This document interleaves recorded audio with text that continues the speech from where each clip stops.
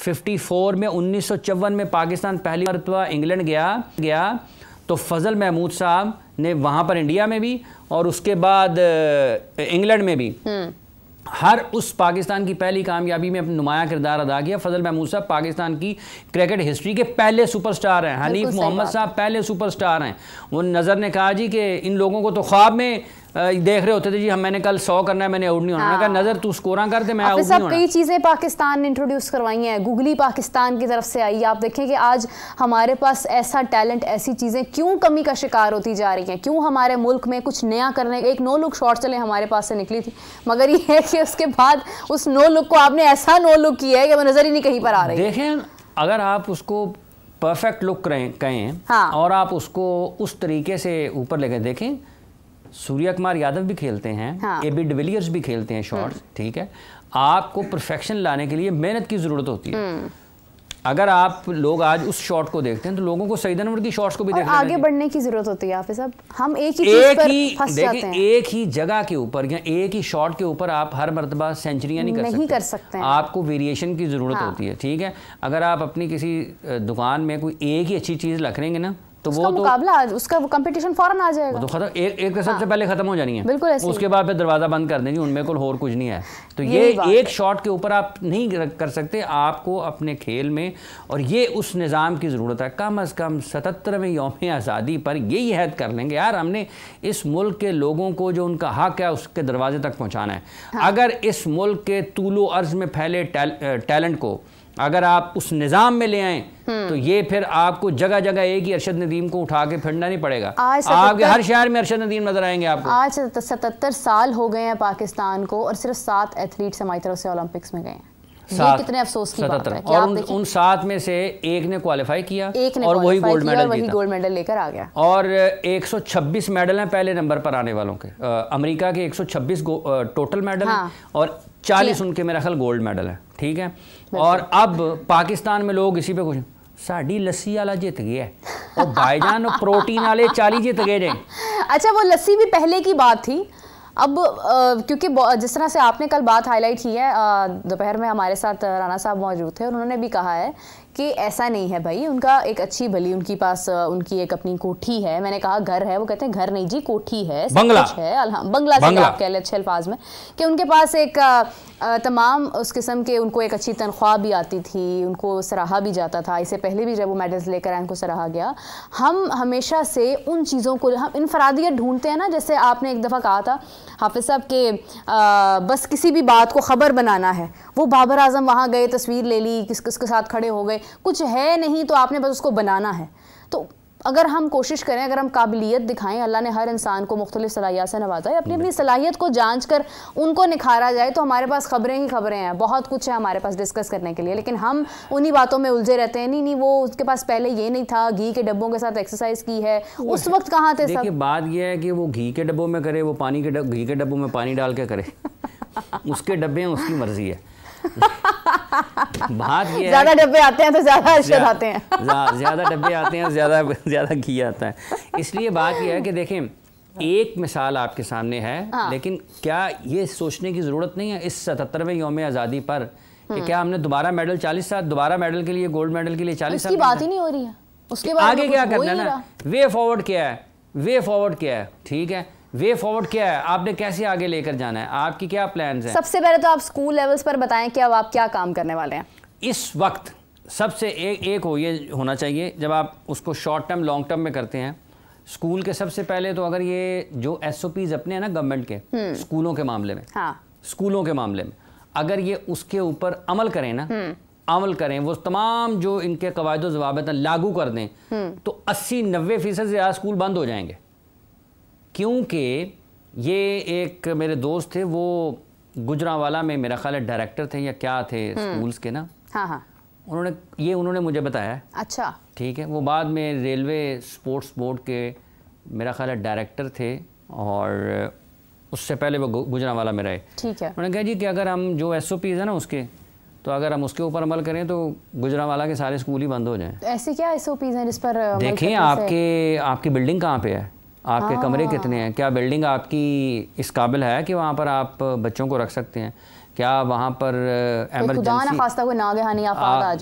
Emergency exit है, उसके लिए जो प्रोटोकॉल्स हैं, जो SOPs हैं, जो आपके कवायद ज़वाबित हम आपकी बिल्डिंग पूरे कर रही है। साल भर में जो एक्टिविटी स्कूल को करनी चाहिए, क्या वो करते हैं या नहीं करते? वो सरकारी स्कूल भी नहीं करते होंगे। सरकार के स्कूलों में भी मुसीबतें बहुत ज़्यादा हैं, ठीक है। जो बड़े बड़े प्राइवेट स्कूल्स हैं उनके लिए भी मुसीबतें हैं। देखिए, आपके जो बड़े बड़े तालीमी इदारे हैं, जो प्राइवेट स्कूल्स हैं, जो इदारे हैं बड़े बड़े, देखिए ये तो अरबों रुपए कमाते हैं, बच्चों के ऊपर क्या खर्च होता है? सबसे बड़ा जो हमारा हाफिज साहब इस वक्त स्पोर्ट्स की हम बात कर रहे हैं और स्पोर्ट्स के मुतालिक ही हम बात कर सकते हैं ज़्यादा, लेकिन एक चीज़ मैं ऐड करना चाहूँगी कि हमारा तो निसाब एक नहीं है। हम सरकारी स्कूलों में कुछ और पढ़ा रहे हैं, हम प्राइवेट स्कूल्स में कोई और तालीम दे रहे हैं, हमारे पास उसमें कोई ऑप्शंस नहीं हैं, हमें बस एक ही चीज़ की तरफ लगा दिया जाता है। किताबें हमारी आज तक वो नहीं हैं जो होनी चाहिए। तो सबसे पहले अगर हमें इस चीज़ को इक्वल करना है, अगर हम देखें ना, सरकारी स्कूलों से फिर भी टैलेंट निकलता है, बाहर आता है, लेकिन क्या होता है कि बाहर आने से पहले उनको दबा दिया जाता है। निसाब ही एक नहीं है हाफिज साहब, बात नहीं करनी आती है लोगों को। जैसे टैलेंट की आइडेंटिफिकेशन हम स्पोर्ट्स में बात करते हैं, हाँ, अगर आपका सिस्टम इन प्लेस हो, निज़ाम ठीक तरीके से चल रहा हो, तो ये जो बच्चे हैं जब स्कूल में पढ़ रहे होते हैं, तो जब वो नशो नुमा उनकी हो रही होती है, ग्रो कर रहे होते हैं ना, बड़े हो रहे होते हैं, हर किसी के अंदर कोई ना कोई ऐसी खूबी ज़रूर मौजूद होती है कि अगर आप उससे फ़ायदा उठाना चाहें तो उठा लें, उठा सकते। कोई ना कोई ऐसा ज़रूर होगा जो साइंटिस्ट है, कोई हाँ जी, में अच्छा है। बिल्कुल बिल्कुल। कौन करता है आइडेंटिफिकेशन? कोई नहीं। अगर किसी के माँ बाप किसी के ऊपर तवज्जो दे लें या कोई खुद ही बहुत मेहनती हो, तो वो शुरू से हो जाएगा, काम कर लेगा, और उसको सब कहेंगे कि पागल है, उसको सब कहेंगे। जैसे अरशद नदीम ने भी कहा ना कि लोग उसका मजाक उड़ाते थे, ये अरशद नदीम की हद तक बात नहीं है। ये शहबाज सीनियर पाकिस्तान की हॉकी के आखिरी सुपरस्टार हैं, उनको फैसलाबाद में रहते थे, फैसलाबाद वालों ने नहीं खिलाया था, उन्हें इस्लामाबाद से जाकर खेलना पड़ा था। हाफिज साहब, आपके अंदर भी कोई ना कोई सलाहियत ऐसी होगी इससे हट के। मेरी आर्ट बहुत अच्छी थी, मुझे मुसव्वरी का बहुत शौक था, मुझे हमेशा से कहा जाता था कि इसमें कोई फ़ायदा ही नहीं है, कोई फ्यूचर ही नहीं है।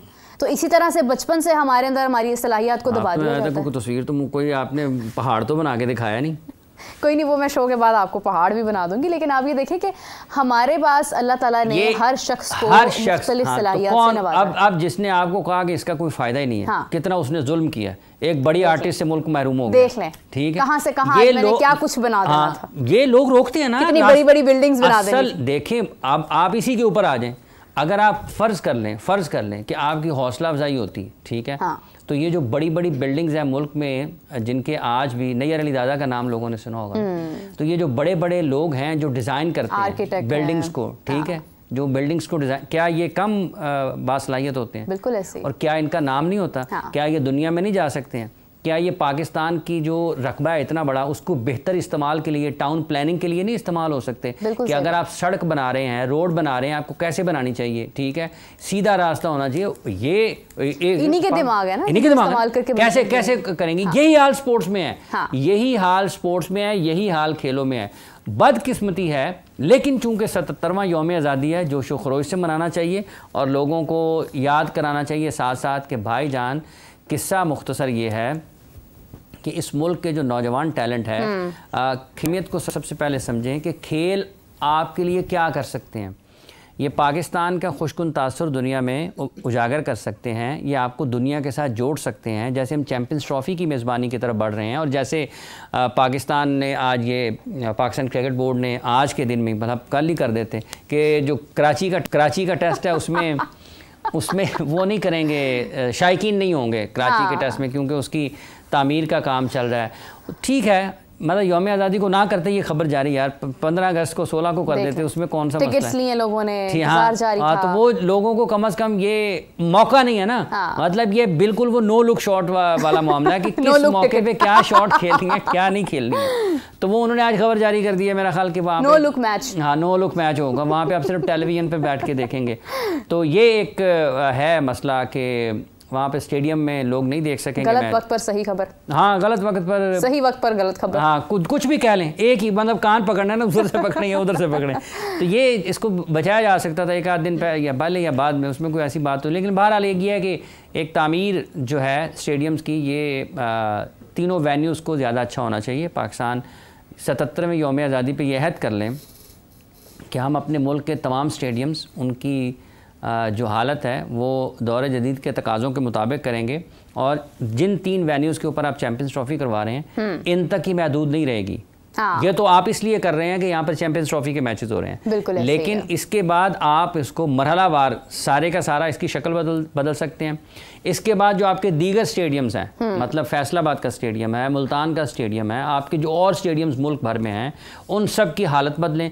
उसके साथ साथ आप नए स्टेडियम्स के लिए भी फैसला करें। मुख्तलिफ जगह हैं, पेशावर है, सिंध है। पेशावर वाला तो इतना बदकिस्मत स्टेडियम है, वो पता नहीं जाते जाते ये 2018 में उसका MOU साइन हुआ था। मुदस्सर नज़र साहब उस वक्त डायरेक्टर अकेडमी थे और उन्होंने किया था। उसके बाद एहसान मानी साहब और वसीम खान साहब आए, वो आज तक वहाँ पर कुछ नहीं हुआ।